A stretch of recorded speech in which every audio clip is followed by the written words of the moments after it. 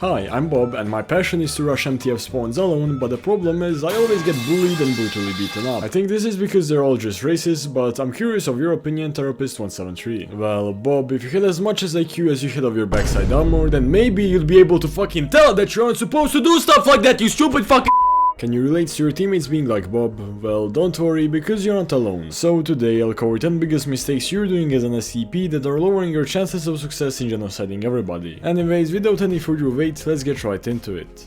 Now, if you're that one rare specimen of the player base that doesn't instantly leave when they get SCP-079, then it could be possible you're doing this pretty important mistake. And that mistake is wasting your power around by teleporting large distances. Your power generation at the start of the game is as good as an economy of a Balkan country, which, by the way, is fucking terrible. Which means if you go from your spawn to your teammate's spawn and then all the way to 914 and then go back, that's already 1/4 of your power gone. And if you choose to quickly check all rooms for enemies, your power will just completely disappear, which literally makes you crippled. Instead, what you can do is teleport room by room, which uses 0 power, and if clicking the camera button one by one is painful for you, you can simply use WASD to move around. And though, also a fun fact, but your mouse stays in the position where it was left in after switching cameras, which means you can leave your mouse right on the Tesla button, and then when you hear somebody's about to go through it, you quickly switch cameras and decimate them, and they won't ever see it coming because the camera was inactive until the last picosecond. So yeah, use this knowledge wisely. Are you ever alone and you see a group of 10 MTF all with their guns drawn and aiming at you? Well, then you fucking run and don't just rush at them like a headless fly, cause you know, you'll get demolished in literal seconds. If you have teammates, meet up with them and then push the MTF. Your attack will be ultra successful if you have something called the fear factor. For example, let's say there's a group of SCPs with SCP-049, 2 zombies, 199 and 173, but you all have only 200 HP. You'll be far more deadly than, for example, 199 with 4000 HP. Not only because you can deal more damage at the same time and because the damage will be equally distributed between you, but also because a good amount of the enemies will shit their pants and just start retreating to secure their survival, which leaves their brave teammates to get slaughtered whilst also doing barely any damage once their 30 bullet magazines run out. That is, if they even manage to fire all of the bullets without missing or getting killed. Or, you know, you can always just have an SCP-096 teammate that will autopilot half of the MTF to the closest gate B elevator. Just make sure to always protect your 096 teammate when his rage ends, and as SCP-096 always make sure to monitor how much rage you got left before it ends and to get yourself in a safe position either behind 100 doors or behind your teammates. Speaking of 096, another mistake people do is they don't use his try not to cry ability. This ability is essential for catching people off guard or just to psy up your enemies. By clicking right click, you can lean on literally almost every surface and completely silence your crying, which allows you to jump scare people and kill them, or just make them look directly at the floor for the whole game in order to avoid you, which makes them generally less likely to survive anything, for example your teammates or a chaos with a shotgun.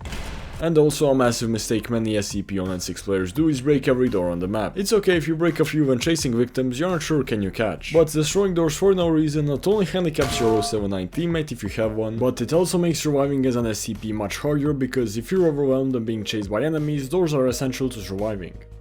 The next mistake people do is not listen to the environment. Now, if your SCP chat is people yapping, 079 shouting to disable his gens, and the zombies calling 049 daddy every single damn second, then I completely understand that you can focus on the environment. However, if your voice chat isn't like this, you should always listen for sounds like checkpoints, gates, Tesla gates and many more, as they are literally a free ticket for locating enemies. However, make sure to always ask your team to see if that sound is them, or instead an actual enemy, so you don't waste time. You can also know if people pass through a specific area if you beforehand leave those doors or elevators closed, or if you notice the SCP lockers have been looted. And speaking of 079 and his gens, make sure to always disable them if they're active. 079 is the SCP's team's most valuable teammate and is extremely hard to kill unless your lazy ass can dedicate 1 minute of your time as an SCP to click 2 buttons. Not to mention you almost always get support and guidance from the 079 when doing so, and if your 079 doesn't have a mic, then just follow his pings. If he's constantly guiding you in a direction in which you think there's nothing there, then there probably is something there, and that's his gens, so yeah. Please take care of your 079 and reap the benefits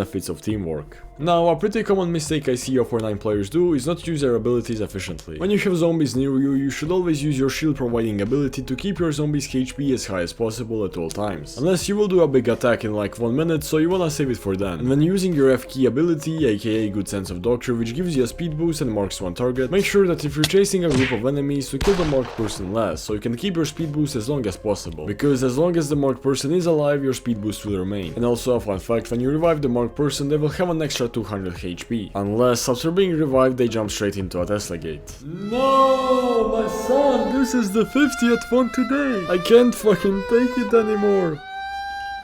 Tesla gates aren't the answer. If you're a zombie that's struggling, know that the Saito 2 hotline is open 24/7. Now, I talked about listening to the environment, but using the environment to your advantage is just as important. Many rooms offer great ambush opportunities, for example, the servers or any of the rooms in entrance zone. But when charging at enemies, you can use many things for cover, like the sides of the walls, or side areas like this one in the micro HID room or in the old 99 chamber. And in the 14.0 version of the game, there's literally endless boxes, pipes and more to use as cover. Using cover saves you so much HP because it's much easier to unload your whole magazine to something that's moving in a straight line like this, compared to somebody who's moving like this. This is especially important on the surface zone where there's literally almost no cover except for these stairs and these two doors at the exit. You can also use this gate choke point to secure some easy kills if you're heavily outnumbered. Make sure to always keep all elevators down, so if you're chasing somebody they can't just slip away. If you want, you can also close all of the doors to close off escape routes and to ensure that you know if somebody passes through there. But this can really easily backfire if MTF or chaos spawn, since you'll have nowhere to retreat to if needed. Also, when a hostile target is seemingly happily waiting for you in an elevator, obviously you should never, but I mean absolutely never, go in there. Even if you have like 1000 hume shield, you never know how many damn grenades they can have in there, or if you'll face even more grenades on the other floor. Instead, you can easily kill them without entering or just bait them into blowing themselves up.